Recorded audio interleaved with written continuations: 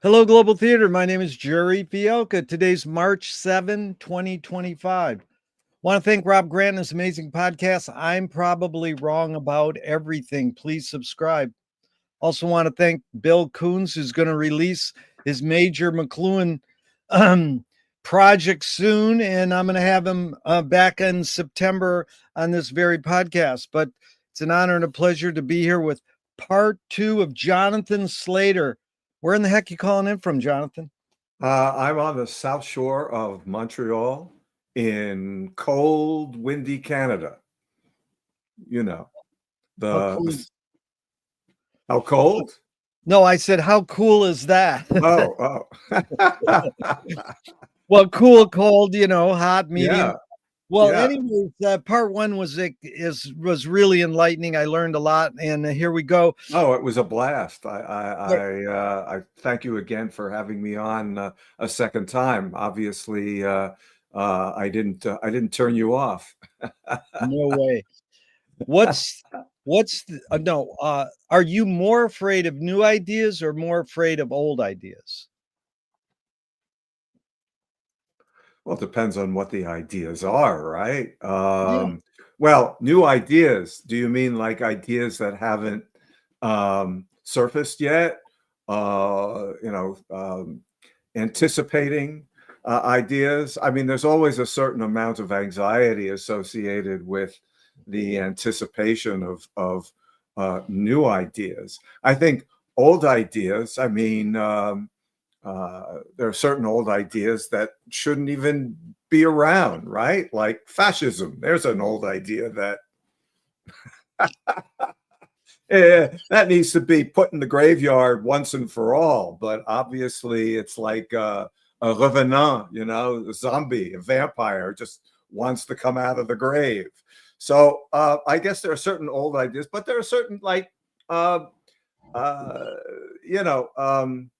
Neil Postman wrote a whole book about the Enlightenment, building a bridge to the 18th century, and that was all about old ideas that he felt had faded out of use, popularity. Trying to think of the term, but that he felt needed to be reintroduced into the education system in particular, and into society, into politics. So I can live with that. I can live with old ideas resurfacing that for example, rely on some of the Enlightenment values, certain Aristotelian ideas, certain biblical ideas. All of those are good and have served us well. It's just that we have to sort of separate the chaff from the wheat.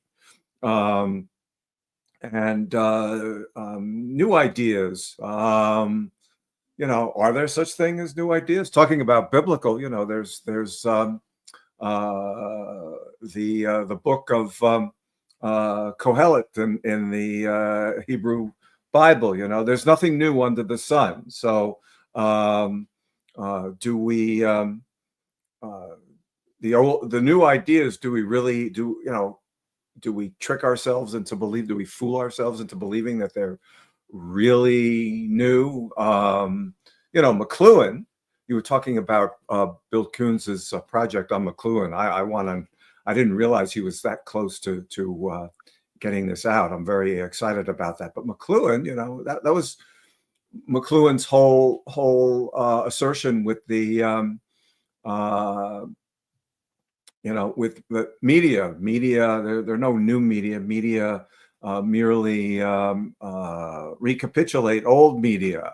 And there was his arguments with the tetrad,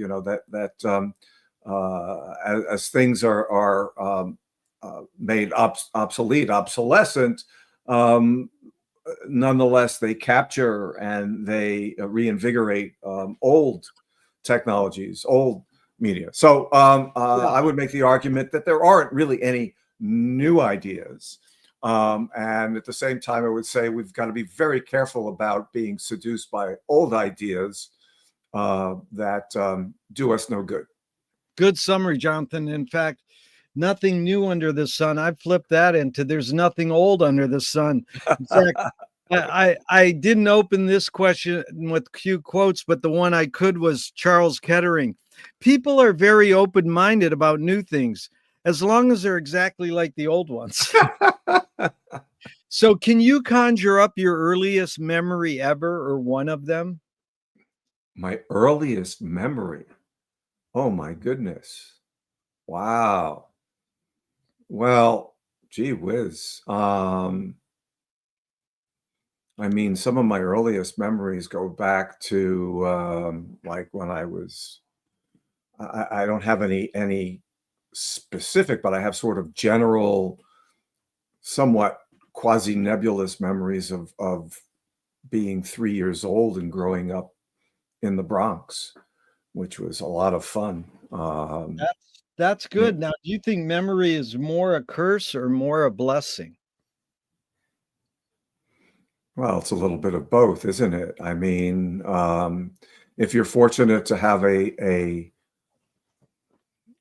well, let me look at this somewhat philosophically. Like, there are people obviously who really struggle with their memories, who there's a lot that's been written and spoken about in terms of trauma, and that I have a great deal of sympathy for people who have had traumatic lives, traumatic childhoods, where memory can be a real curse.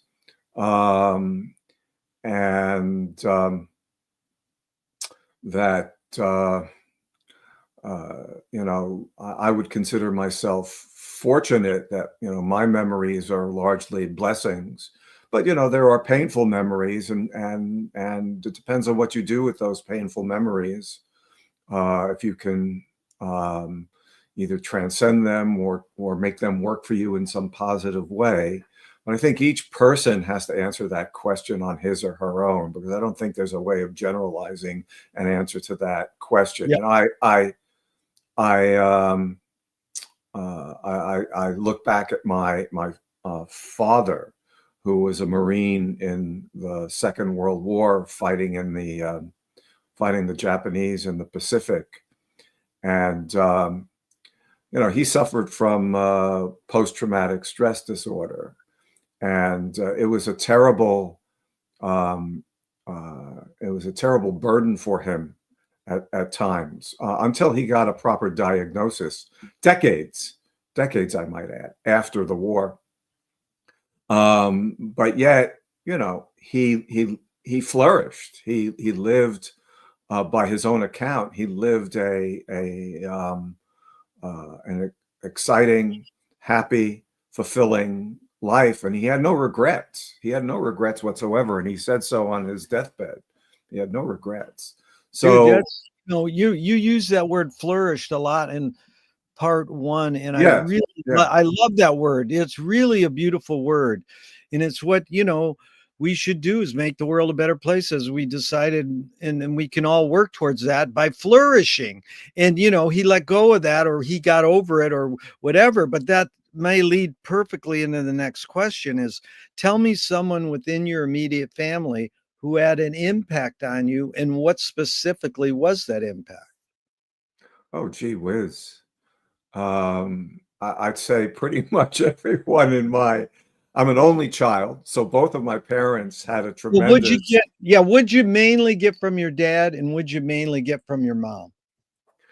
Well, I think from my father taught me courage, and not in the physical sense of courage, but the courage to persist and to press on, and to surmount difficulties, and especially courage to do the right thing. Yeah. Jerry, my father was a very moral, very ethical man. I mean, keep in mind that he fought in the Second World War.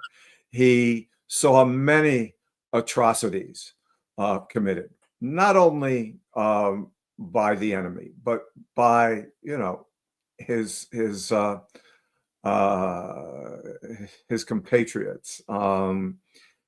and that probably had a lasting impression on him. But nonetheless, I always remember my father as someone who would always err on the side of doing the right thing, even if the consequences to himself were negative. And that's something that I carried with me. And as I grew older in my adulthood, I understood that more and more, and made sure that in certain situations, and I faced certain situations where I could have either done nothing or done the right thing, and I hope I did the right thing, and um, uh, I always had my father in mind when making um, major moral, ethical decisions in my life. My mother was an artist. She was highly creative. And while I don't have any of those sort of visual aesthetic talents that she did, those genes passed me by. Nonetheless, I think that I am capable of being creative, but not in the ways that she was, and it always her appreciation, for example, of artistic things. I've I share that, and she was a musician as well early in her life, and so and I uh, played the clarinet for many years. So I think my appreciation of art and music and creative work, I think I definitely inherited from my mother. Same question, Jonathan. Outside your immediate family, someone who had an impact on you, and what was that impact? Oh my goodness. Um, well, I have my family is not very large. I have many, uh, a fairly modest sized extended family on my father's side. Um, Many of my cousins on my father's side um, escaped the Soviet Union after it fell. They're living in your neighborhood, actually. They live in LA, most of them. And very little family on my surviving family on my mother's side. I do have a first cousin on my mother's side who I've been very close, who I consider a brother, and we've been very close. And But it uh, doesn't have to be a blood relative, and it doesn't even have to be oh, someone you knew, just someone who had an oh, impact, you know. someone who's had an Yeah, impact. yeah, Wow. besides family, there's some. Well, I would have to say that in my academic life, my educational life, Yeah, I've had mediocre teachers, I've had uh, good teachers, but very few really great teachers, and that's a good thing because the great teachers stand out. yeah. And the way that I would define a great teacher is, and I don't necessarily mean in the classroom, but someone who's been a mentor, someone who's been an intellectual beacon for me, is that a great teacher is someone who actually alters your mind, Yeah. um, alters the way you see the universe, alters the way you think about things, and you can never go back to thinking the way you thought. I would put in my, for example, um, there was there were a few in my undergraduate career. I was a French major, and I had a professor. Her name She passed away a number of years ago. Her name was Ilse Lipschutz, and she was just a remarkably intelligent woman. And she introduced me to French literature, and not only French literature, but ways of interpreting French literature. And it again, it altered my thinking. It altered the way that I read. It altered the way that I think about what I read and about history. So a remarkable woman, and someone who changed my thinking. And then I had a gentleman in my public administration program, my master's in public administration program um, at NYU, and his name escapes me, but he was an adjunct. He was uh, a VP for one of these very large consulting firms, nonprofit consulting firms, and he was terrific. I always made a point of attending his class, and we had this really awful transit strike in New York City one year, and it was almost impossible to get anywhere. And I remember it was pouring, soaking rain, and my office, because I was working, I had a business at the time. I was working Midtown, and I remember just schlepping along in this pouring rain just to get to NYU, knowing that he would be holding class, even though it was difficult for students to get to class. And I arrived soaking wet, and spending that 3-hour seminar time. It was great, and I learned so much about management and administration. And of course, in my doctoral years, I was very fortunate to be in the media ecology program at NYU, and the three people who ran that program, Neil Postman, Christine Nystrom, and Terry Moran, were absolutely phenomenal intellects. And I would have to say that my dissertation advisor, Christine Nystrom, was someone who was absolutely essential to changing the way I think, changing the way I see the world, changing the way I write. Again, a superior intellect. Neil Postman, a superior intellect. I mean, I was in class with him a few times. Didn't really have the exposure and the contact with him that I had with Chris Nystrom. But again, someone who was an amazing teacher.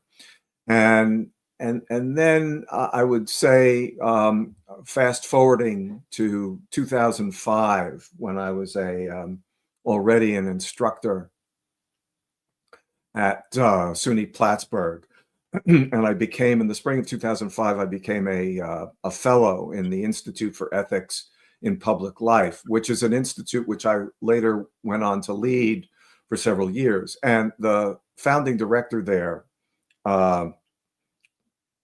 Tom Moran,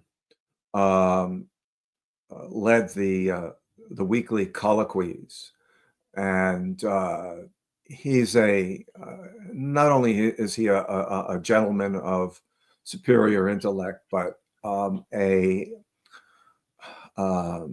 he's just an exemplar of ethical thinking, moral mindfulness, and what he taught me. And he's a very dear friend of mine. We've become very close and dear friends. And I don't think that I could be what I am today without his guidance, without his ability to impart ethical ideas and to teach about ethics. So I would say those folks. That's pretty thorough, dude. That was good. But did your parents raise you a particular religion? Well, that's an interesting story. I'm a Jew, and I'm proudly Jewish. I am mostly observant. I practice Judaism. My parents were both atheists. My father, they identified as Jews. They were not fearful of their Judaism. They didn't back down from their Judaism. My mother had been brought up in Washington Heights in New York City, in a fairly, I don't know if you call it observant, but I guess we say a Jewish household, of women, because my mother's father had been booted out of the house when my mother was still a very little girl. And so she was raised by mostly her mother's sister, her aunt, my great aunt. And you know, I get the sense from some of the things that my mother actually wrote down that up to a point the household was observant. They kept kosher, and at one point I guess they sort of threw up their hands and decided not to. My father, on the other hand, grew up on the Lower East Side. Three there were three families living in the house, all his families, grandparents, grandparents on both sides, on his mother's side and his father's side, his parents, himself and his sister. And it was an observant household to a certain extent, because keep in mind that this is the 1920s, it's the Lower East Side. Everybody, well, I shouldn't say everybody, but many of the Jews in early New York City history aspired to be Yankees. And my father tells the story that his grandfather, Gershon, who on the street went by the name Harry, on Christmas, at the Christmas season, would nail stockings to the mantelpiece of the fireplace. My father doesn't have any recollection of anything being in those stockings, but his impression is that his grandfather did this not because it was Christmas, but because it was the American thing to do at the time. And I mean, I've done a whole lot of work. I have a project, sort of a pet academic project I've been working on for quite a number of years called American Mass Media and the Jewish Experience. And I go into this a little bit more. I won't go into great detail about that. But anyhow, but you know, my father went into the war. He was 19, 20 years old when he went into the war. No, he was 21. Excuse me. He was 21 when he went into the war. I was not raised particularly religiously. We did celebrate some of the major holidays. There was always Hanukkah at home, Passover either at our house or at a relative's house. Not too much synagogue attendance until I was a teenager, when I started dragging my parents to a little Reform synagogue on the Grand Concourse in the Bronx, simply because I was curious. Yeah. Well, do you pray? Do I pray? Yeah. I worship. I pray. Oh, absolutely, absolutely. And you know, when I got to here's the thing, you know, when I was growing up in the Bronx in New York City, you really didn't have to be terribly conscious or conscientious about being Jewish. In New York City, when I was a kid, the population of New York City was somewhere the Jewish population was somewhere close to 3 million, if I'm being accurate. It's not that way anymore. And so, like, when I went to school, most of my classmates were Jewish. Most of my teachers were Jewish. What's funny is I went to a prep school in New York City, and the headmaster was Protestant. And every assembly, once a week, he used to lead the entire student body in the Lord's Prayer, which of course is not Jewish. And most of the kids were Jewish, and no one ever thought anything of it, right? You know. I've got a whole bunch of other stories like that, but that's good. Let's go on, Jonathan. If God does exist, what would you like God to say to you after you die?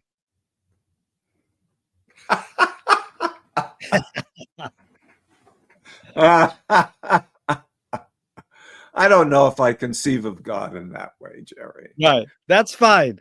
I would say, you know, I have I have a very odd, um, I wouldn't say odd, going back to my parents, my father was quite the intellectual, Yeah. and he sincerely believed that the universe doesn't give a shit about you. He would say the universe is gratuitous. Yeah. There's no rhyme or reason for it, and it's for this is what I mean by his ethical thinking. It's for us to make our way. It's for us to do the right thing, and in a way, as much as I am a religious person, um, uh, my my relationship with the universe is an intellectual one. Is that Yeah. I believe that I can keep not just two but several conflicting ideas about life, meaning, in the universe in my head simultaneously That without is my without my brain imploding. that is Uh, perfect. That's McLuhan saying understanding is not having a point of view. But here, yeah. this goes along with the Jonathan. Do evil people exist, or does evil use people as a vehicle? Oh well. To say that evil uses people as vehicles is to reify evil, to say that evil is something which is external to us. I don't think evil is external to humanity. I think Yeah. that we've seen enough evidence that evil is implicit in the human condition, and it's our work, it's our obligation as um, moral beings. And I say moral beings not in a religious sense. Yeah. When I talk to my students about morality, I say, well, you can be moral without having a religious Yeah. ideology, without having a religious point of view. And I said, imagine if there were, there's John Lennon again. Imagine if there were no religion, you'd still, I would hope, want to do the right thing. Yeah. So Well, I I the hidden question really is, how do you advise someone to deal with an enemy? And I'll set it up. Alan Watts says, if you acknowledge your enemy, you empower him. Coppola stole from the mob and the samurai. Keep your friends close and your enemies closer. JFK said, forgive your enemy, but don't forget their name. And Fellini says, I need an enemy. So it's a lot of thoughts. The basic question is how do you advise someone to deal with an enemy? But first, how would you respond to Alan Watts? If you acknowledge your enemy, you empower them.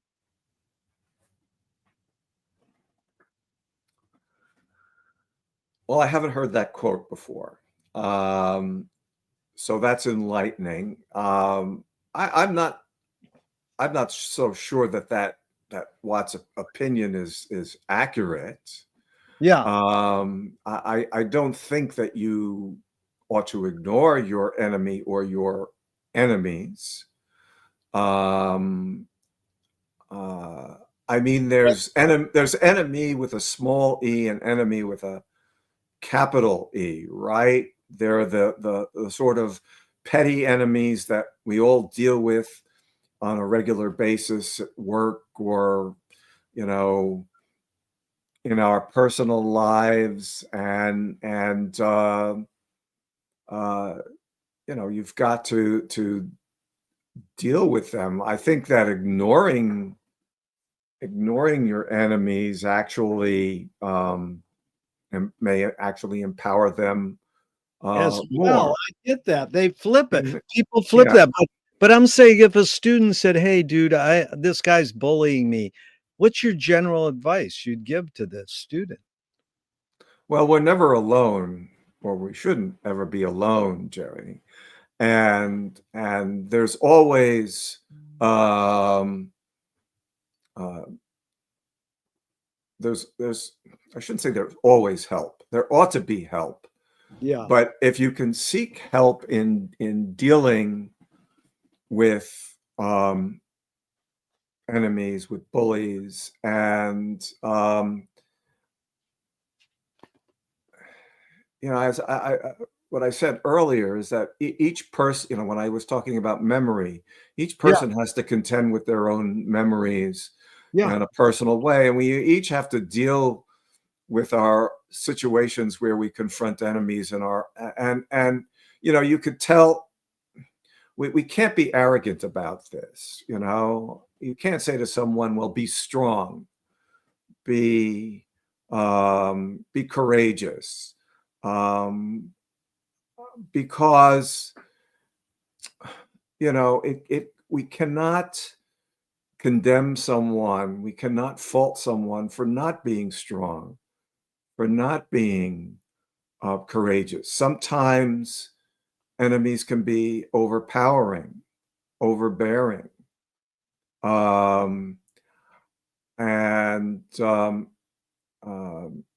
fear can be a great motivator to being courageous, but it could also be crippling, and we have to understand that. I don't think that we can paint everybody with the same brush, but I mean, that would be the advice. You're asking me personally, what advice would I give someone? I would say, be strong, but seek help. Look for allies. Really good. No one ever says that. Be strong and seek help. Yeah. Really explicit. And it goes along, Jonathan, with this. Nassim Taleb said games were created to give non-heroes the illusion of winning. In real life, we don't know who wins or loses, but we can tell who a hero is. And my friend said, well, villains don't think they're bad. They want control. Heroes want freedom. And Gregory Bateson says, when the criminal gets caught, does he go, whoa, my criminal skills weren't up to snuff that day? Or does he go, oh, I did something morally and socially wrong? So again, it's a lot of prompts. The basic question is, does punishment work? Well, for the psychopath, no. Um, That's uh, there's a lot of literature on psychopathology, and yeah, there's a really great book on psychopaths in the workplace called Snakes in Suits. yeah, And uh, you know, and that's a challenge, because when you're dealing with someone who you perceive as evil yeah. or wrongful, is that person in essence um, a common criminal, a common thug, or is the person a psychopath? Yeah. And psychopaths are particularly dangerous people, because they tend to um, not exhibit the type of remorse that you were just talking about, where they've been caught in a crime, um, caught in you know well, they've been caught in a crime or in some sort of wrongdoing, and they and they Wrongdoing. and they reflect on that. And I mean, there are people who have obviously, after some committing some wrongdoing, do uh, you know do reform themselves, Yeah. but others don't. It's a complex question, Jerry, and I I think know it. that It's like rehabilitation. And think, does that work? Like, good luck. But, anyways, well, um, I want to say something about rehabilitation. yeah, Okay. go ahead. Yeah. Okay. I taught in a prison setting for one semester, and it was a very intriguing experience for me. And it was under what was used to be known as in New York State as the IHEP program, the Inmate Higher Education Program. And the point of that program, and it was a program that was begun under Democratic governors I'm just trying to remember who started it, whether it was Hugh Carey or Mario Cuomo. I really can't recall. But the whole point was to allow inmates in New York State prisons to start and even complete bachelor's degrees in prison. And one of the interesting results of that program was that it significantly, and I mean significantly, reduced recidivism among the incarcerated, mostly men and women in New York State prisons.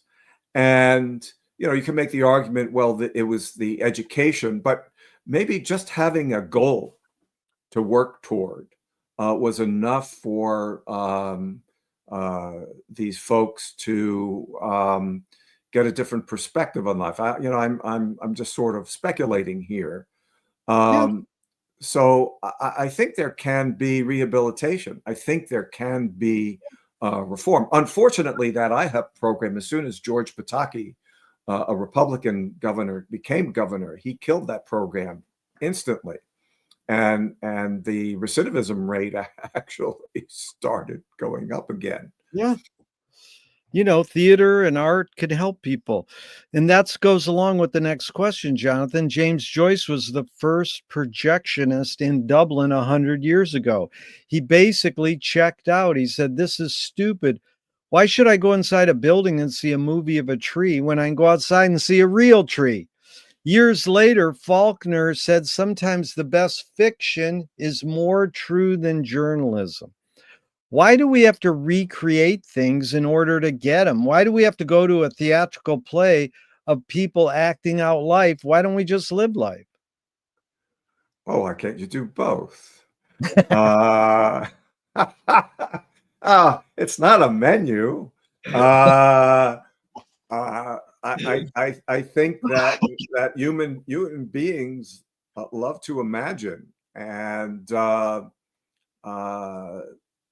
I think there's a tremendous amount of truth in the fiction that we read, that we view. Like last night, I don't know if you're familiar with this organization out of New York City called Theater of War, and they put on these recital plays, not stage plays. They take mostly ancient Greek works, and they do scenes or whole plays, bringing in just like ordinary people in the acting roles, as well as accomplished actors. And last night, I watched live broadcast from an amphitheater, an indoor auditorium, I should say, at University of California in San Diego. They did something very novel. They did a scene from they not screenplay, but they playwrited a scene from the Iliad, and they went straight into a scene from Trojan Women, the Trojan Women, almost seamlessly, and it was actors and non-actors acting, reading from scripts at tables in front of the audience. And I've been this Theater of War was doing really great work. It actually helped me get through the pandemic, because every few weeks I watch a performance this way of some ancient Greek work, and I was watching this last night, and the actors and the non-actors who were acting were getting so emotionally caught up in the truth. Yeah.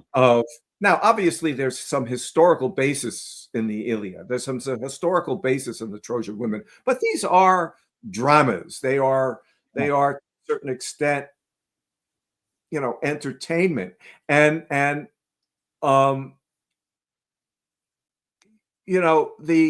you could go out and look at the tree, or you can see the tree depicted, let's say, in in a film, but what you're seeing on stage, on film, or reading, these are someone else's interpretations. Yeah. And what we get by coming into contact with someone else's interpretations is that person himself or herself. That is, we are looking at reality through a different mind than ours, even though we think that we are digesting it ourselves. And I find that that's the great thing about, for example, reading, not only just reading history, but reading fiction, or going to, listening or watching a play that was written 2,500 years ago. Yeah. These are time machines. These are mind machines. Yeah. So I think reality is cool. Reality is exciting. But so is fiction. So is literature. Yeah.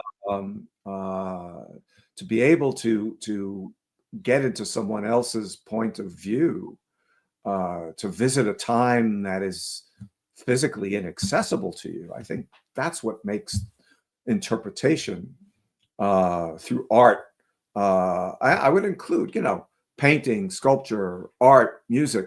All of these things are ways that we access other people, other pasts, other lives. Yeah. And to me, Jonathan, you're leading perfectly into entertainment and education. What McLuhan said about the difference. But before we go there, is like, what's your tipping point to become an educator? Because you did you studied all these things in college. Where was it where you went, I want to be an educator? That's my calling. That never happened. It never happened, But I mean, how many years have you been an educator about? Well, I worked for 20 years in business and industry, in the communications business, Right. public relations, advertising, communication, consulting, and I worked in public television for a while. I sort of fell into full-time teaching accidentally, and I had never, I never excluded the fact, but I never said to myself, I want to be a teacher. Yeah. I had done adjunct teaching while I was living down in New York City and working. I taught at a number of places. One course here, one course there, but it was never a vocation that I said I want to spend the rest of my life doing. So when I, through basically the accidents of life, I found myself in the classroom. It was something which I found that I tremendously enjoyed. Yeah. And figured, well, I could do this for a while. So I spent almost 25 years teaching full time, and I still teach when my department asked me back to teach on an adjunct basis. I'm in my third semester teaching adjunct after my retirement. I certainly could teach more, and the more I teach, the more I really enjoy it, because there's something about the dynamic of being in a classroom with a whole bunch of young people who haven't experienced what I've experienced, and it's great fun being able to share my stories, being able to share my life experiences, being able to share what I know with these young people. Well, you can tell you're an inspired teacher. I can tell. And I would love to have you as a teacher, but this is a screenwriting teacher telling me great art is when you can clearly see the intention of the maker. Stanley Kubrick says the opposite. Great art is when you can clearly not see the intention of the maker. What role does intention play in your creative process as an educator?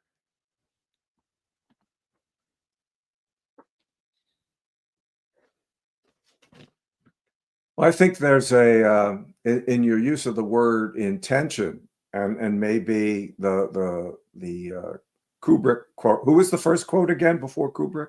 The first quote is the screenwriting teacher. He says, Oh, "Great okay. artists, you can clearly not see or you can Well, yeah, clearly see the yeah, intent." yeah.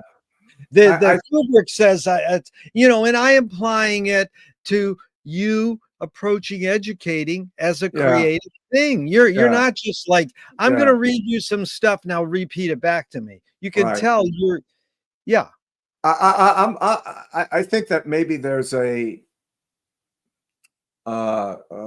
sort of a defect in the interpretation of intention here. I'm on the count yeah, of both of these people. yeah, Um, that I'm sort of getting the sense that intention is used, or intent is being used as something which you're conscious of, right, um, that and that you apply conscientiously. I'm not so sure that's the case, yeah, you know.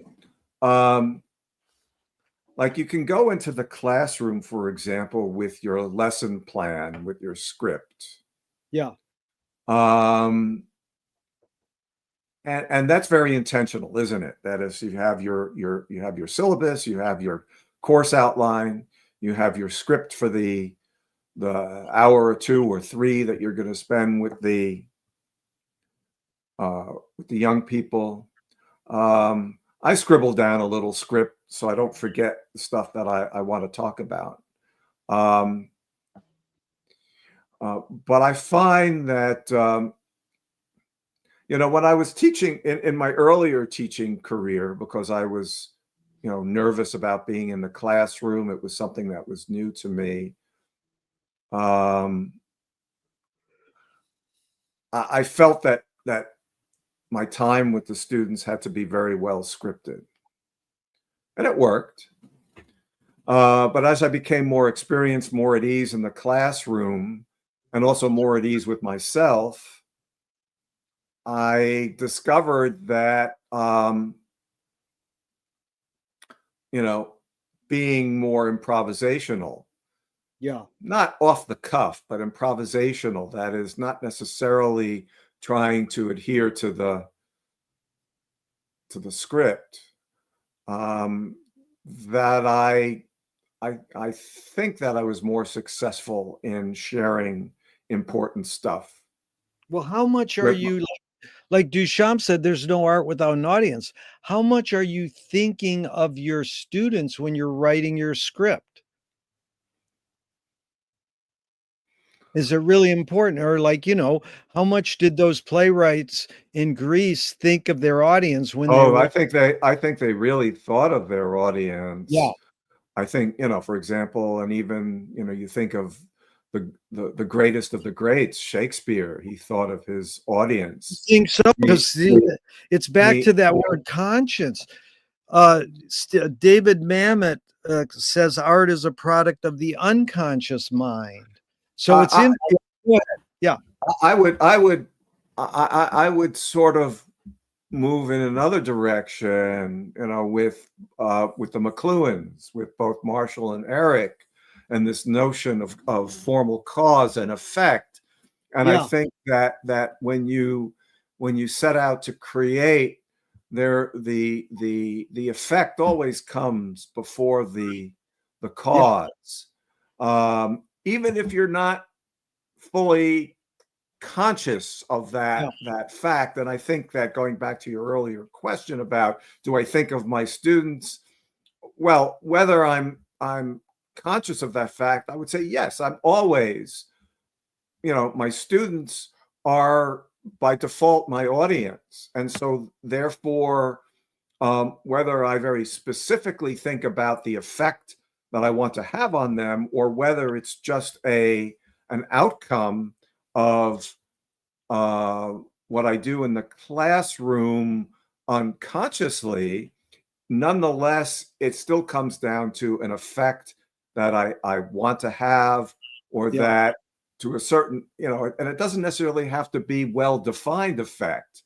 Yeah. Um, because the institution itself, the academy itself, demands that effect, doesn't it?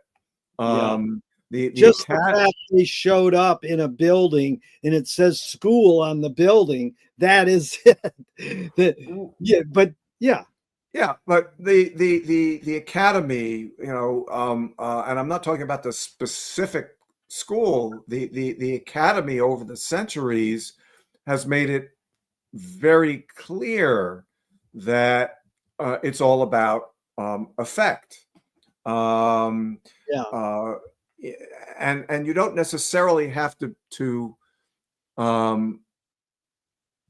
believe in one pedagogical method or another. It does come down to effect. What do you want the students to come away with? And I'm going to use the term again, is that how do you see your students flourishing? What does that mean? What does that mean to you?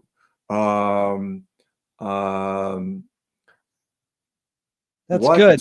What is the result of the knowledge?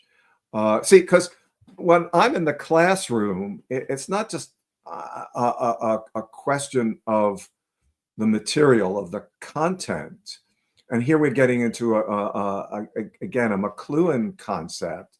You know, in the classroom, the teacher, I'm the medium of instruction. Yeah. And so it's me. Yeah. I have to be effective in connecting with my students. And I don't always do that. I'm not always successful.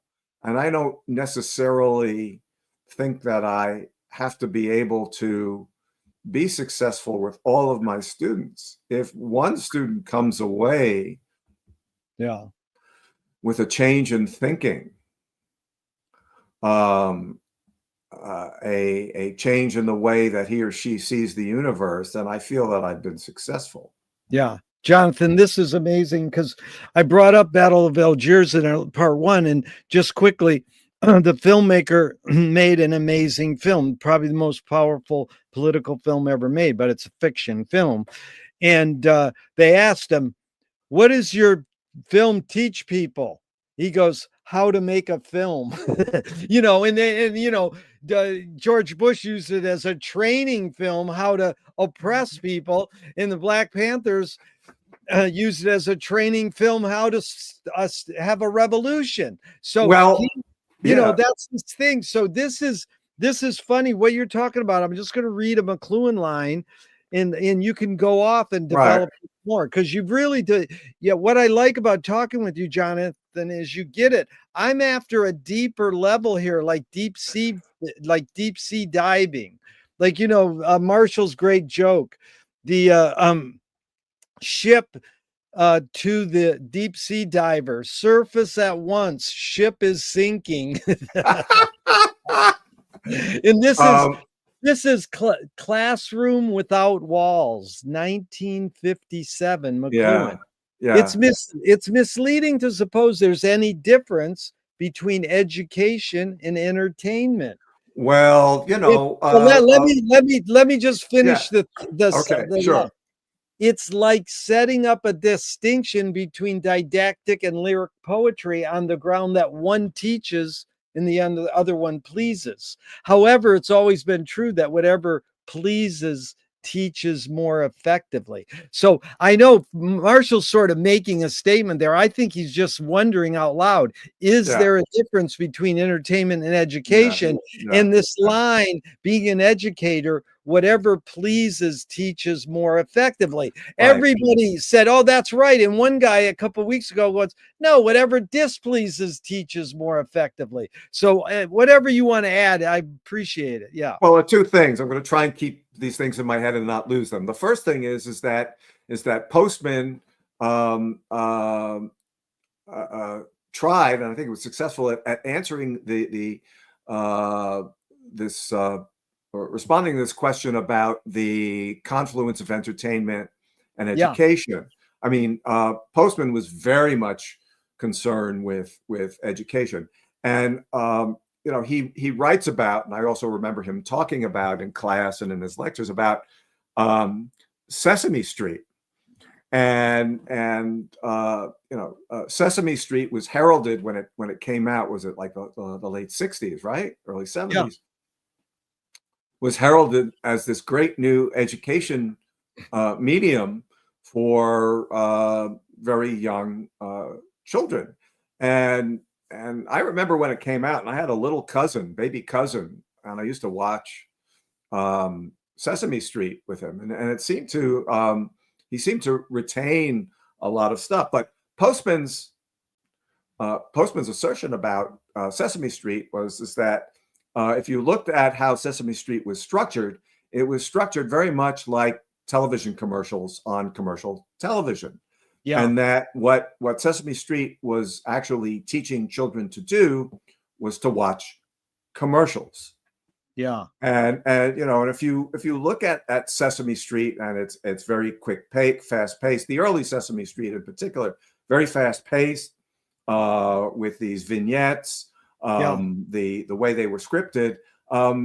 I think Postman quite clearly had a credible case when he said that Sesame Street's purpose was to teach children how to watch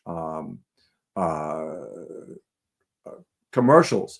The other thing that came into my mind as you were talking about displeasure as a way of retaining knowledge, retaining information. There was an experiment that was done, and I talk about in advertising class that I teach sometimes, that there was this experiment done, and I believe it was done with college age students, where they were shown a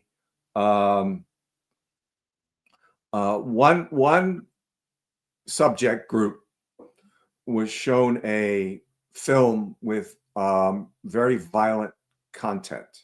Yeah. And they inserted into this film commercials for everyday, products that people would use. And another subject group, was shown a romantic comedy. And the same commercials were embedded in the movie. And when they did recall tests, which are a common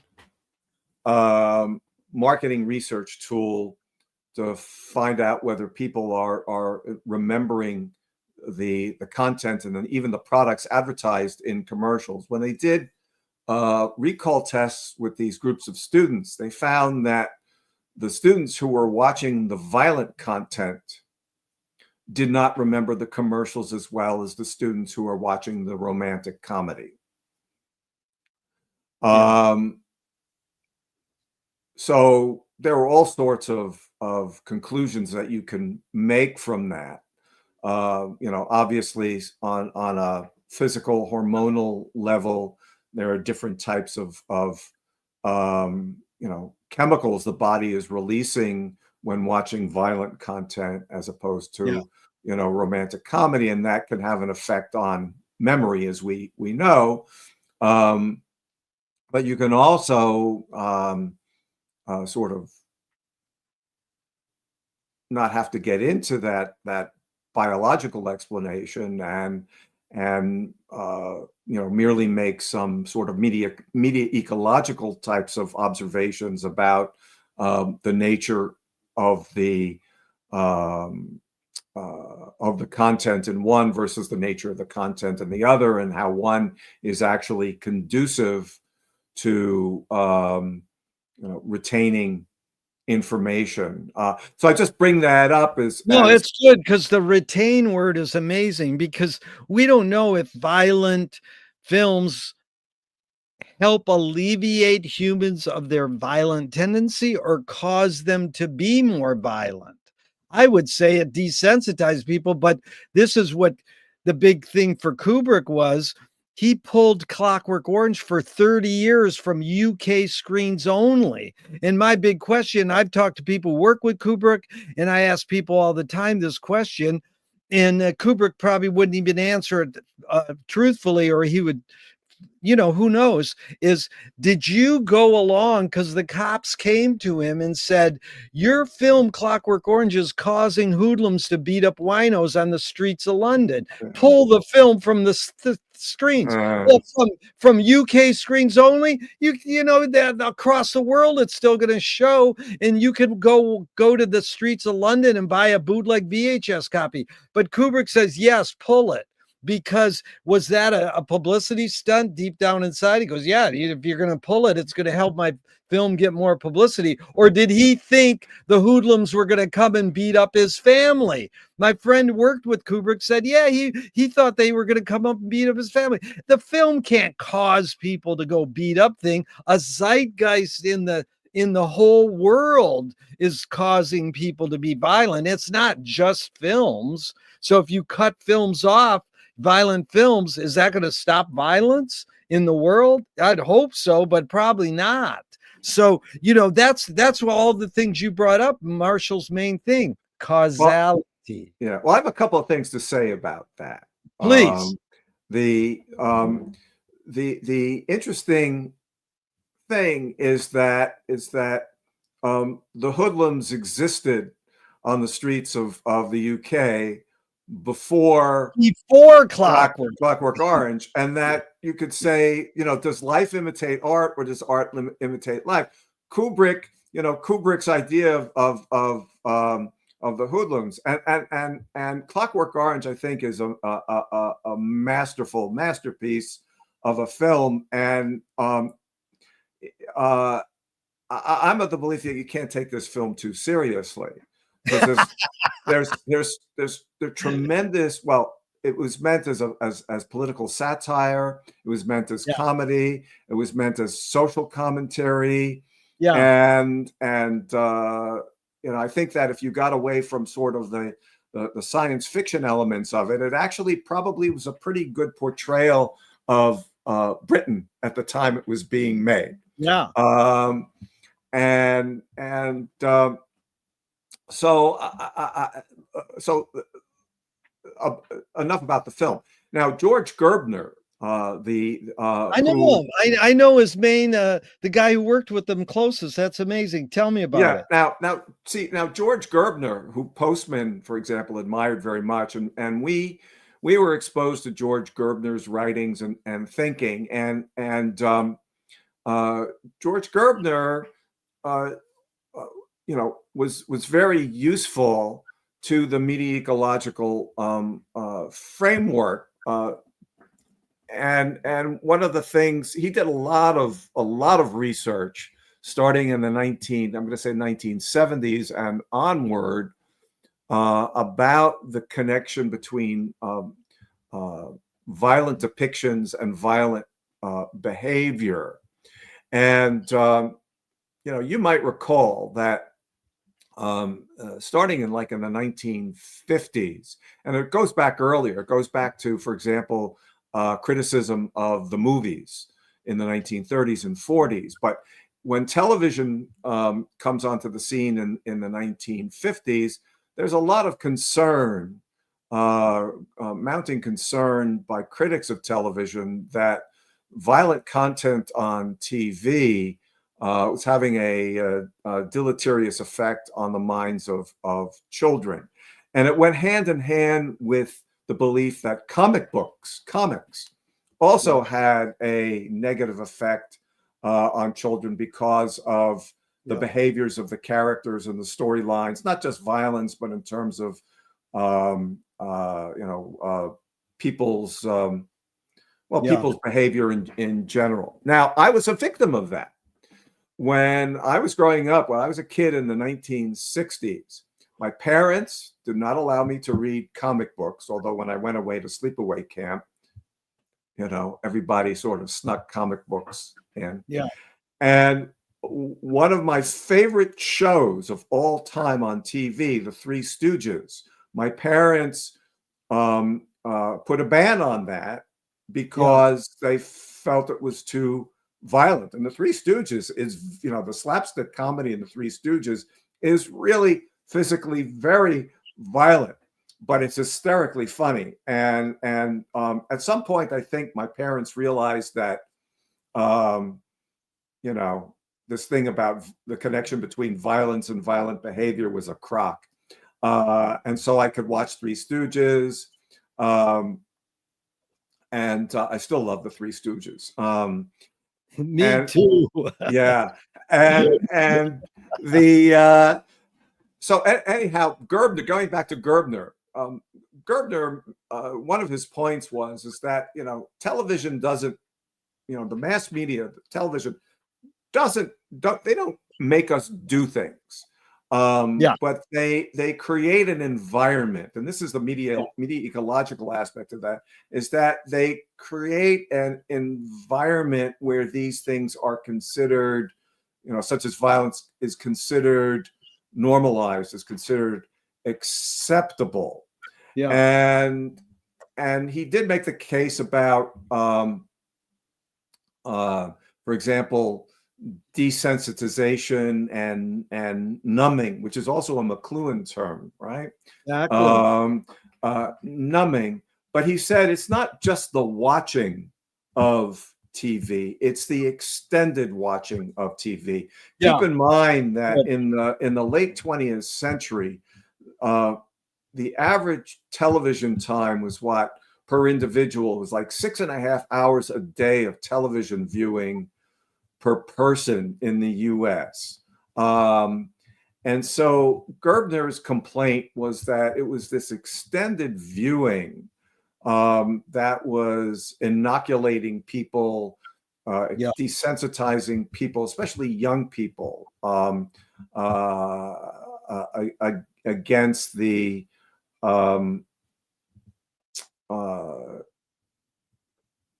effects of the social effects of violence.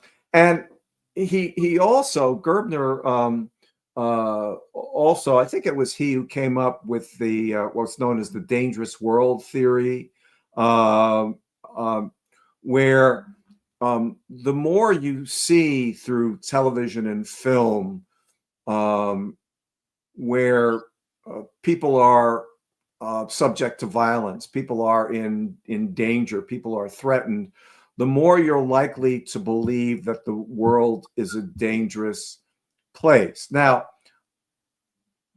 I think that maybe there's something to that. Maybe there's something more to it than just television and film viewing. But if you think about, for example, the current political climate, without getting too political about it, is that there seems to be, within certain generations, there seems to be an acting out based on a belief that the world is dangerous. The world is more dangerous than it actually probably is. And of course, we could point to the internet and social media as exacerbating this with access to conspiracy theories and such, and that's a whole nother area for conversation. But Gerbner, I think, was crucial in providing some clarity to our understanding of the effects of mass media. Yeah, those were good points, Jonathan. It reminded me of, Marshall saying word is the most universal and addicting drug. Three Stooges were an addicting drug for us. We loved it. And did it do us harm? We showed what was called racist cartoons once, many years ago. This was like 15, 20 years ago in my art gallery. And we had to put a warning. Racist cartoons, warn your kids. It's like when we watched these Warner Brothers cartoons, they didn't make us racist. why 20 years later do we have to put this stupid warning? Because the context, it creates the environment.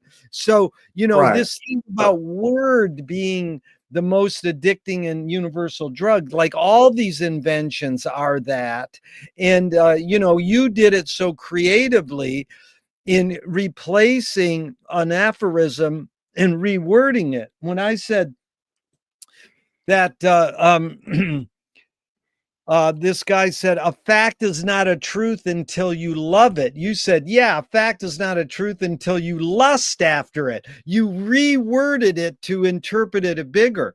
And bringing up the Three Stooges was excellent because my friend, a great performance artist, she reworded Shakespeare. All the world is a stage to all the world is a stooge.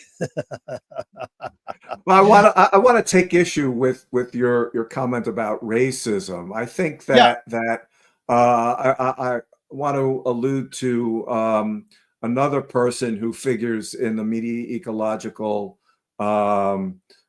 pantheon, which is Irving Goffman, who talks about framing. And I Okay. think that while you can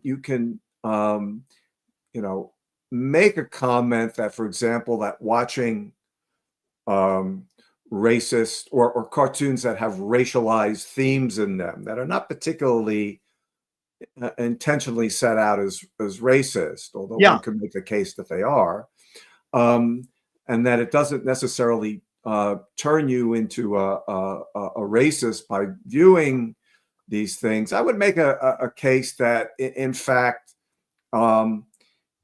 it does alter your worldview through framing. That is, Yeah. if everything is framed through a racialized lens, and this is, and I think that this is part. I'm going to get into some sticky territory here, but I want to.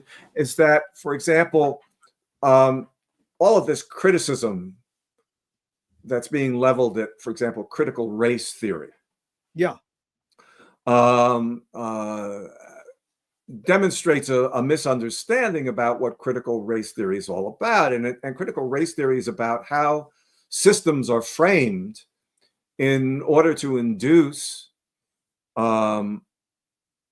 intentionally and unintentionally, in order to induce certain values and certain beliefs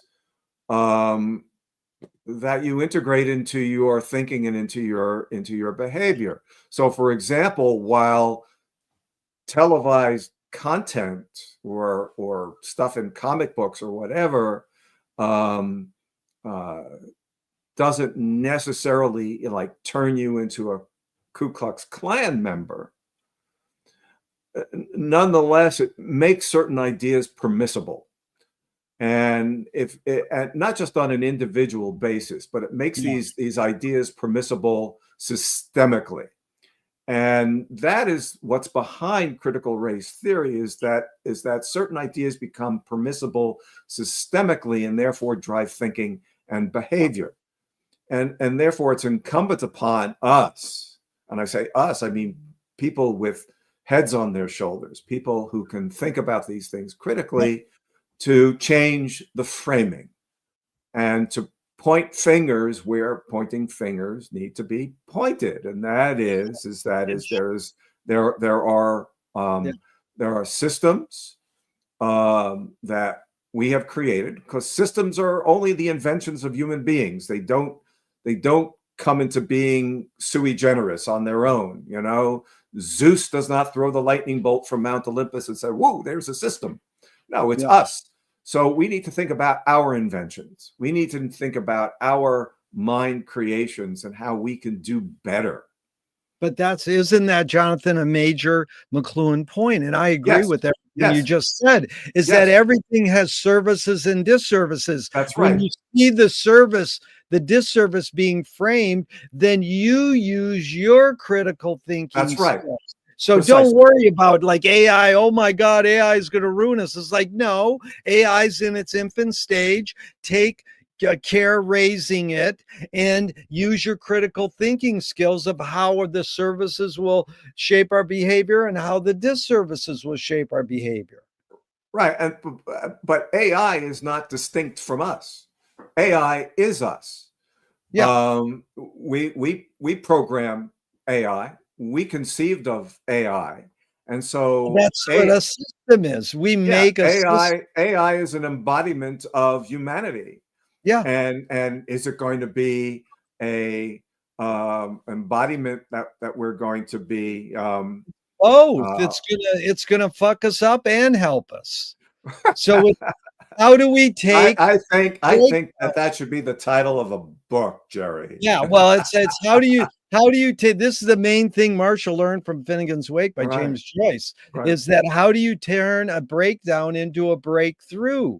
So right. when you when they shove, the critical right, whatever they take you to this world that you're like critical race theory or this framing of or that framing, then use your critical thinking skills and go, well, how can we flip this to teach us something, to enlighten us? And not, do we get rid of racist cartoons? Oh, okay, we put them in a category like the statues. Oh my God, these statues are all for war criminals. Well, then go put all those statues in one field and go, here's the old statues we used to make. I'm not for like destroying them because it's history, and we don't want to maybe destroy everything because Well, it was bad. this Yeah. is your initial question to me. Yeah, Old ideas versus new ideas. exactly. Yeah. Um, you know, the uh, the statues you're talking about, for example, are physical embodiments of ideas, Yeah. of ideas of what's acceptable. Uh, you know, you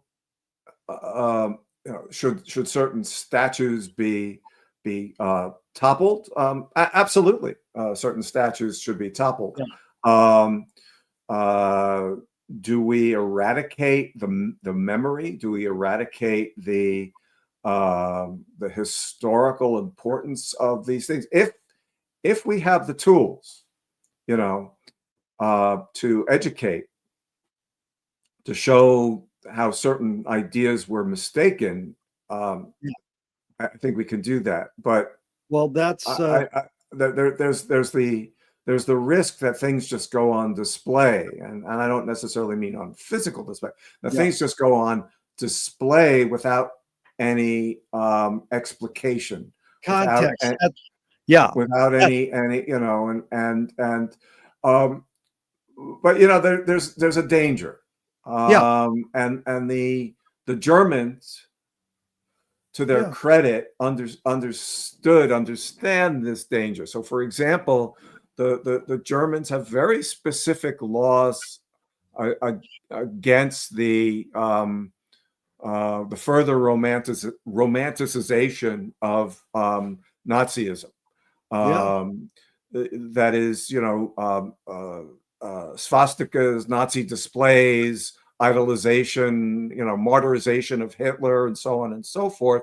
There are very specific statutes in German law against that because they understand Yeah. that these old ideas are incredibly pernicious, Well, incredibly how about then dangerous. and how about making a specific law about normalizing lying, blatant lying?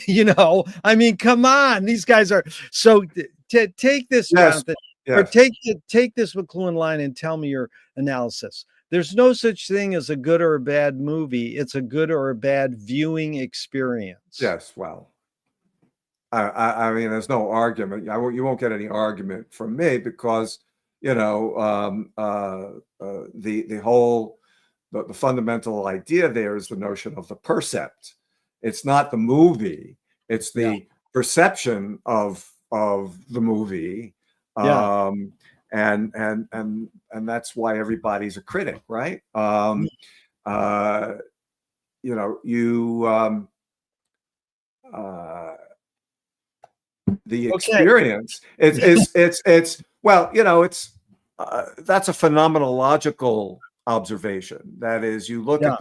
to say that it has to do with the experience means that the movie is a phenomenon. Good. And therefore we need to understand it and judge it as a phenomenon, Yeah. beyond the mere narrative, beyond the content, beyond the acting, and again, going to the notion of effect. What effect did the filmmakers desire? To want to Well, portray. here's a case in point. And when I talk to my students about this, I said, for example, blockbuster movies, right? You go to a blockbuster movie, all right, and a blockbuster, what they do is they shop around endings to these blockbuster movies. They get focus groups. The studios put together focus groups throughout the country, well, throughout the world, but throughout the country, and they test out the desirable endings to the movies, and they'll actually shoot, what they call, I guess, sizzle films, perspective endings, and show them to audiences and ask them, which do you think, which one do you like for what? Okay, and they'll construct the film. Now becomes a result of the desired effect that the studio wants to see among the audience, and that desired effect can be the difference between tens of millions of dollars in box office receipts or not. Homogenizing art, and then it's not the art. It's not an artist's vision; it's a businessman's vision, and it's homogenizing art. Yes, to a certain extent. I think that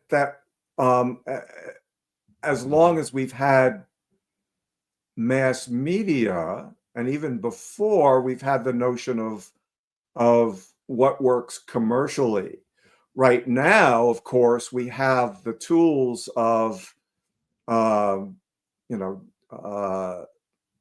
we have techniques and tools which are perhaps a little bit more or much more sophisticated than have existed in the past. But I think that, authors, many authors, not necessarily all authors of published works have always been sensitive as to what their audience wants.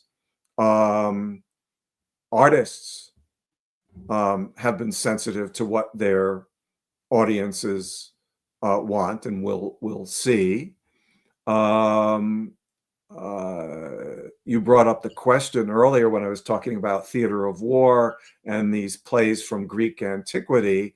You had asked, well, did the playwrights of ancient Greece have their audiences in mind? Well, of course, and they certainly, wanted to make sure that they had good attendance at the representations of their works, and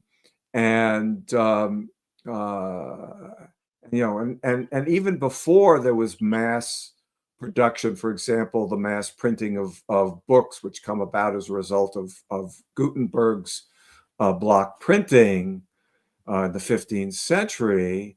Nonetheless, you did have books that were in circulation in very limited audiences, books that were calligraphed, that were written out by hand, and I think that well, I don't know, John, and what you're saying is really important, but I think it's the artists that break the mold that really make the effect. I mean, McLuhan said, you can't understand me unless you read all of Joyce and all the symbolists. Joyce has made a big impact on changing what literature does. And how much was he thinking? How much was he thinking of his audience when he wrote Ulysses?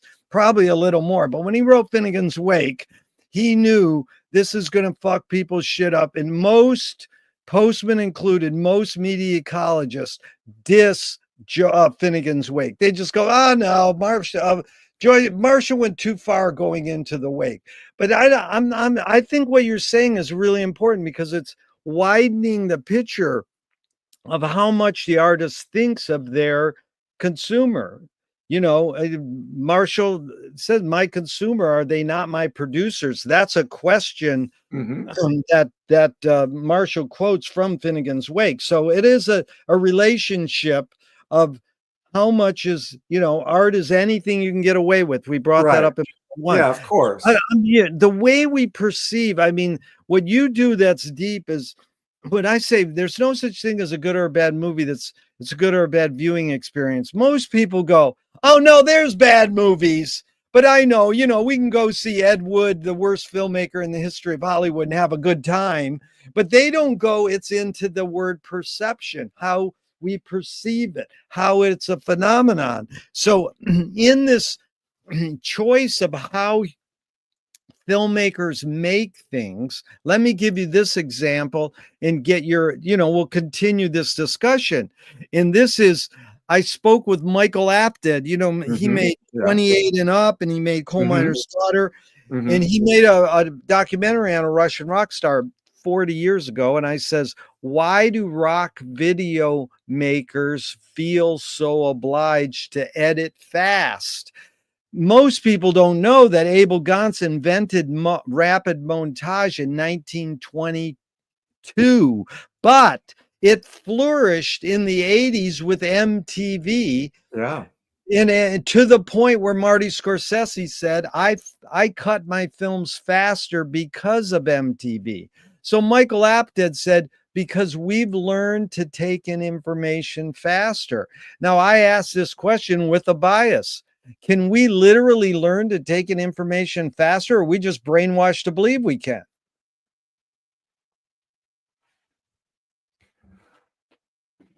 Well, I think MTV. By the way, the Abel Gance film you were talking, is that the Napoleon film that you're referring to? Napoleon, he Yeah. was he was making rapid montage in 1922. I don't know the exact year of Yeah. Napoleon, but it Yeah. is. He was Yeah. he was a pioneer in rapid montage. And Okay. we know that the speed, you being an ad man, knowing TV commercials and advertising, the speed of editing in TV commercials has gone way up, and now Well, yeah. here's I'll speak within the boundaries of my knowledge of this, and I'll share a few suppositions. Well, first of all, um, talking about advertising, because I think commercials are actually have a lot to do with this notion of the montage and of cuts uh, in editing. Yeah. Uh, the first television commercials were live. Television was live in the 1950s, and so Yeah. the commercials. There's some great footage, for example, of Milton Berle, his show, which was sponsored by Texaco, where the Yeah. dancing Texaco pump boys would dance onto the stage, Yeah. and Milton Berle would utter some pithy remarks about Texaco gasoline and all of that. But then what you have is that in order to make the television viewing experience more financially feasible for the networks, they and especially with recorded content, no longer live content, they in the commercial breaks they parsed out these commercial breaks into what became known as avails, that is availability, and they got several sponsors for the commercial breaks. And if we look at the first television commercials that were appearing on the networks in the 1960s, many of these commercials were 60 seconds, 120 seconds long. It would be very difficult today on television to even conceive of a 60-second or 120-second commercial, although we do see them online, where the commercials themselves become the viewing experience, not the incidental experience to watching some other content. Um, so the commercials became shorter, and also had many more cuts and edits, as did the content, for example, on television and in the films.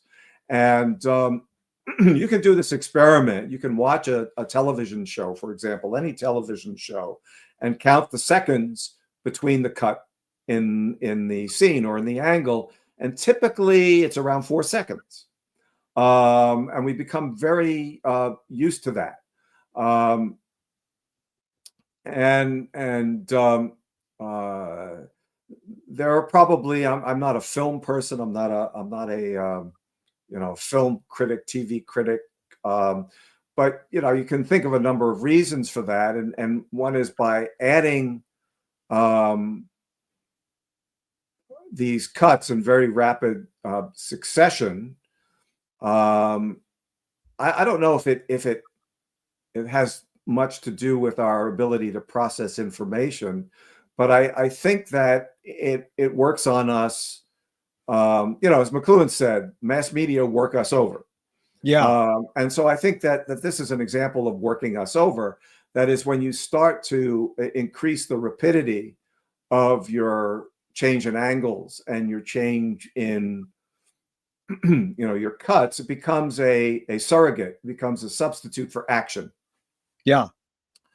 So that while there may not be any action per se, in terms of the content, if you look at the media's use of the cuts, of the change in angles, that becomes action in and of itself. And so we perceive that, again, coming back to perception, we tend to perceive that as action. And action, of course, is something that we ingest on a affective level. Action has a direct emotional effect on us. So are we capable of processing information? I think that may in fact be an irrelevant question. Because I think that information processing isn't necessarily the goal of mass media like TV and movies. Yeah. The goal is something else. Now, keep in mind that, and again, I'm not a psychologist or a neurologist, but my reading of the literature in these fields, there's interesting literature on the coming back to this notion of memory, on the nature of memory. And most people, because there are some outliers, most people remember their lives in snippets, in reduced sort of images, not as a contiguous flow of information. So in a way, is this an example of art imitating life, of actual the mass media content doing exactly what our brains do to our memories, and that is acting in snippets. Maybe it may not be a matter of processing. Maybe it's a way of making things more memorable. But again, you see, it could be the effect dictating the process, the procedure. So, for example, if you go back to pre-literate cultures, to oral cultures, to, like, for example, Homeric times, and to the odes and the poems that were sung to crowds. The whole purpose of these stories that went on for hours and sometimes days, where you have an orator singing or reciting these tales. I mentioned the Iliad earlier. If you look at a really good translation of the Iliad, because I can't read ancient Greek, one of the things, and I'm not making this point has been made by others, is that the language is very memorable. There's lots of repetition. There's lots of formulaic uses of language to describe people, you know, fleet-footed, handsome Achilles, et cetera, et cetera, et cetera.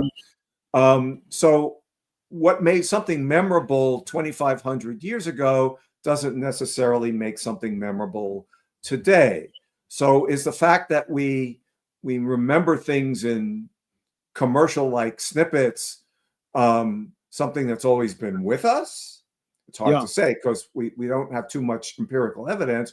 Or is it an actual result of our use of mass media? Now, there are certain hypotheses that, for example, the way we dream today is a result of the way we watch things on TV and in film, and that we dream cinematically. Did we dream cinematically? Did we dream cinematically? You know, prior to movies? Well, we don't know. We know that we dream narratively. Yeah, go ahead, Jerry. We put it into the language of, oh, it was like a movie, because the movie kind of anticipated. But you brought up several really good things there, Jonathan. I thank you. In Finnegan's Wake, Joyce does a great line, where the hand of man never set foot. That's like a little fucking catch line you'd hear on, you know, a comedy show. It's funny. It's punny. And so it's an advertising slogan. It's an advertising slogan. And then, you know, they used to teach speed reading. Yes, so of course. What was it called?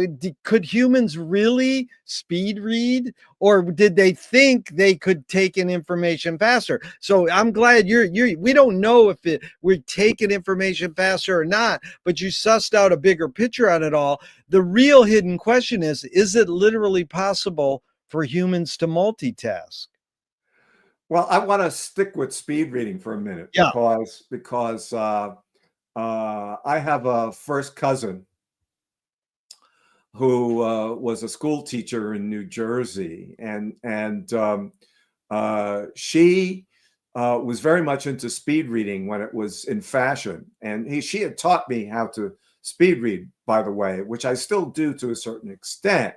But we have to recall, you know, is speed reading reading? That's first of all the question. Yeah. Or is it some other way of accessing the information of the page? And we know that McLuhan supposedly, you know, he claimed that he only read, was it the right-hand page? Right, every other page. Every other page. Now, we can claim that what McLuhan was doing was not reading. He was doing something else in order to extract the meaning of things he was reading. Now, he was a brilliant guy. So reading the right-hand page may have been all he needed to do in order to extrapolate the meaning of a work. Now, I couldn't do that. I wouldn't even want to try doing that, Jerry. But speed reading, in a way, is it the same sort of thing? Is it a way of extrapolating rather than read? Now, people read in different ways. Some people read slower, some people read faster, some people skip lines, some people skim. So reading, when we say reading, it's not one thing. We can't generalize about what reading is. Now, in terms of multitasking, is it literally possible for humans to multitask? Well, probably. Well, you know the line I get the most. Yeah, I'm talking to you and I'm breathing at the same time. Yeah, but the autonomic functions come naturally. No, breathing doesn't count. Breathing and heartbeat, that's autonomic. That doesn't count. But I'm talking, this is what most people say. I mean, one lady literally, I could tell she was checking her emails during my podcast. And I says, is multitasking literally possible? She goes, yeah, I'm checking my emails right now. And it's like, okay, listen, I'm saying that most people say if you skim a book or an essay, you're not getting it as deep. So it's the quality of the info taken that we're talking about. So same with multitasking. Say, yeah, if you're a mother, you're holding the baby and you're cooking food, doing the dishes all at once. Or like kids, they can watch TikTok, and Facebook, and everything all at once. But does the quality, does it hinder the quality, or does it enable us, as one of my McLuhan teachers taught me, TSA, tactile situation awareness? That Well, when yeah. the bomber gets shot in his plane, he doesn't have time to check all his gauges. He has to act at a big picture view and go, this is what I'm going to do to save my life. That's what my friend said. Is kids are doing that now. They're watching TikTok, Facebook, texting all at once. So they're not identifying with one medium. We grew up, we're going to watch the Three Stooges now. We're going to stare at the TV, one medium. We weren't watching TV, playing a video game, doing TikTok and Facebook all at once. So their quality is fine. They don't, just flow into that one medium and I identify with that one thing. I'm a transistor radio person. Now, transistor radios, talk about it. That's what cell phone is. Kids have their transistor radio under their pillow. Now they have their cell phone under their pillow. Same thing. But the cell phone has a million other apps. Transistor radio is only to hear their music. Or baseball games. Yeah, or a baseball game or whatever. But it wasn't, you didn't really hear the music and the baseball game at one thing. So I'm just generalizing. Can humans really get quality by multitasking? Well, I don't know about quality. Let's talk about maybe focus. Yeah. Okay, focus. Now, McLuhan, for example, McLuhan talked about how various communication technologies amputate certain senses. Right. They numb and they amputate. So if we use that as the basis of our hypothesis to answer your question about multitasking, if we do this in a McLuhan-esque framework, perhaps the way to think about this is that if you're attending to more than one medium simultaneously, okay, or trying to attend to more than one medium simultaneously, and I could probably make a credible argument that it's not possible to truly attend to two media simultaneously in a focused manner. However, let's assume you can. Yeah. Okay? Let's do the thought experiment. McLuhan would say that one medium is amputating one of your five senses. Yeah.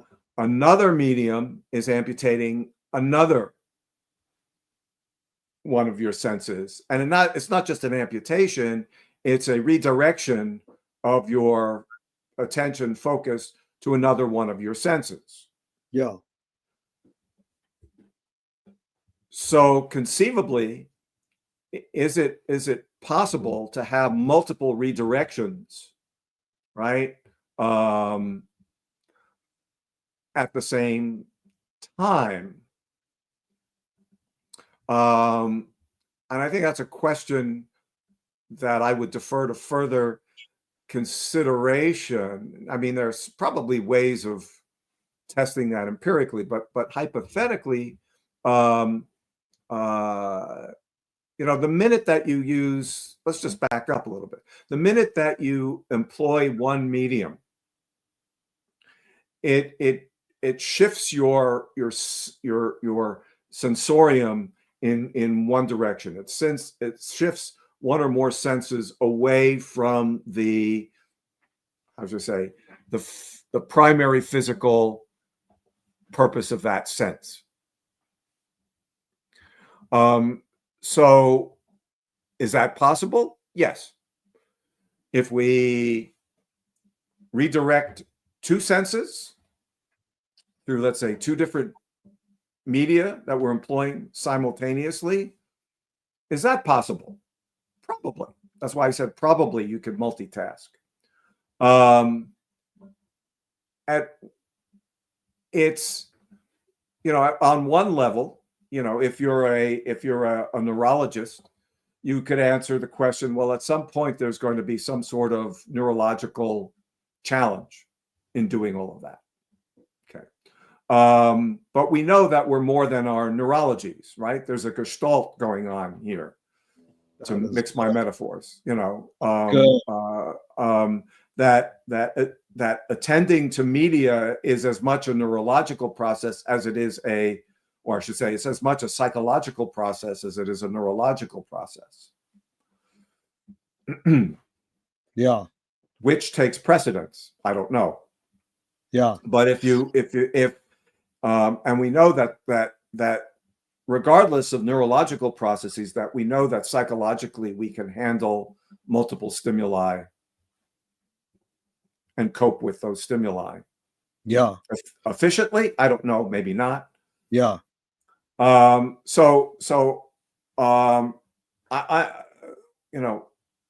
I'm going to fudge my answer. You probably could multitask.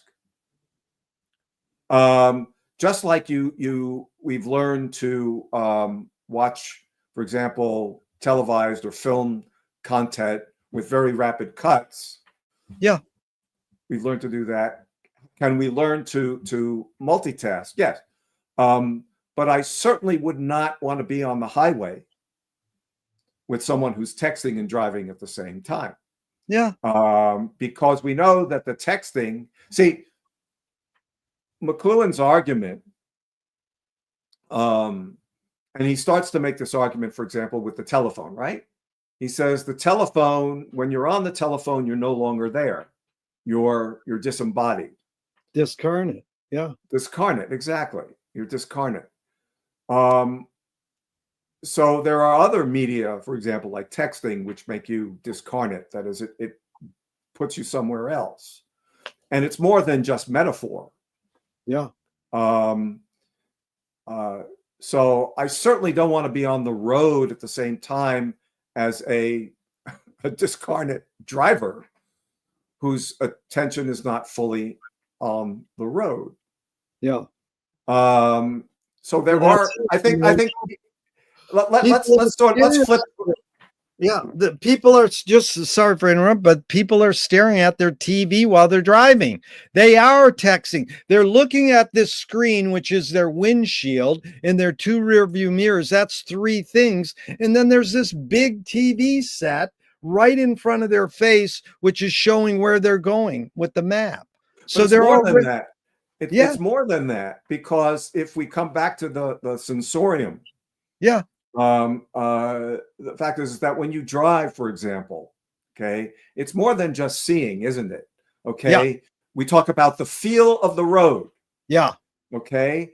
And like I live in a northern climate. Yeah. And one of the and also the sound of the road. One of the things that I tend to do when I'm driving on ice and snow is I turn off my radio. I turn off my audiobook. Because I'm very nervous about how the road sounds. How the road sounds to me is telling me what I'm driving on. Smart. Right? So, you can make the case that driving in many ways is a multi-sensory experience, as are many things in life. And so therefore, when you redirect one of your senses in the process of using an electronic medium that redirects one of your senses, are you depriving yourself of crucial information? Are you and that's why I think that instead of talking about multitasking, I think that you need to focus on consequences. What are the potential consequences to your ability to sense, to reason, to assimilate information? And I don't think that we've addressed that enough, both on a sort of hypothetical thought experiment level, but also on an empirical level as well. Yeah. Well, I call that anticipatory mindfulness. You try to anticipate mindfully what's going to happen if I'm texting and driving. I mean, you gave a good example. If you study McLuhan, you might live longer driving your car. And here's Jonathan. Now there's an advertising slogan, Jerry. Study McLuhan and live longer. Oh, I love it. I love it. And so, I want to end part 2, and I hope you'll do part 3, because we only scratched the surface again. This is amazing, Jonathan, because you really typified this main thing that I learned from McLuhan was we need to search for new metaphors and new questions. So I ask you a question, you go, well, I might fudge on this answer, but what about this question in regards to that question? And, the thing about, I'd love to carry on in part 3 is, how we cut off our legs when we invent the wheel, the numbing or the amputation. And when I didn't ask you this, but it would have been like, well, what does the pencil or pen or keyboard extend when you're writing your scripts for your teaching? In one poet, I says, what does the pencil extend when you're writing your poem? And he said, my tears. That was very romantic. That was good. But Marshall, that's a good and I can see a poet giving that type of answer. Yeah. But Marshall nails it, because when I say to filmmakers, what does film extend? What humanness? I don't say human sensorium. I say humanness, because when you say sensorium, they think it's tangible, like the knife and fork. Knife and fork extends our teeth. But maybe religion or philosophy extends consciousness. There's no right or wrong answer. But when they asked McLuhan, what does film extend? He said, the foot, because you're traveling. Because most people say film extends your eye or memory. No. But it's of course, it's all those, but it extends your foot because you're traveling to, magic carpet ride to other places and other times as well. And other times. That was a point I was making earlier, is that literature, art, these things are extensions of time in many ways, not only of place. They take us to places that we haven't been or maybe have been, but certainly physically we cannot travel backward in time, or we can't go to future possibilities, time travel. I always think of literature, for example, as time travel, and even, for example, science fiction, which we think of as forward time travel, is really backward time travel, because all good science fiction harkens to current issues, politically, socially, economically, or things that have happened in the past. Think of especially the first season of Star Trek, 1966, 67, and 68, if I've got it right. One of the things that made Star Trek so galvanizing, so germane, was that while it was a science fiction series set a couple of centuries ahead of time, nonetheless, it dealt with very pertinent issues to the 1960s in which it was being filmed. Totally. That was a reflection of its times. And Samuel Delany is a great sci-fi writer. Oh, yeah. My friend was in presence with him once in a salon. He says, so when was the golden age of science fiction? He went around the room and they go 50s, 20s, 30s. And he said, no, the golden age was when you're 11 years old. Oh, how true. How very true. Yeah. So we got to get the 11-year-olds to start reading McLuhan and studying media ecology. Oh, no, let them keep reading science fiction. Save the McLuhan stuff for later. Well, that's adulthood, when they need to be serious. That's funny, because no, I don't think Marshall was serious. He was like Zappa. He was serious about being not serious.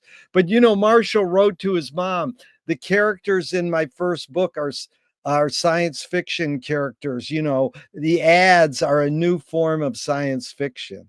in the ad. So anyways, Jonathan, what a pleasure and honor. I really appreciate your Oh, the time. pleasure was all mine, Jerry. Thank you. Yeah, and we'll plan a part 3 somewhere down the line. Absolutely. Let me know. And we'll Always happy finally to. get we'll finally get a little deeper and knee deep in the swamp muck. Like I'm already drowning in all this, but I'm doing like the sailor in the Descent into the Maelstrom. Oh, in the Maelstrom. Yes, yes. First thing Marshall wrote in Mechanical Bride is you just study the patterns, right. and then you swoop your way out of it. Yeah.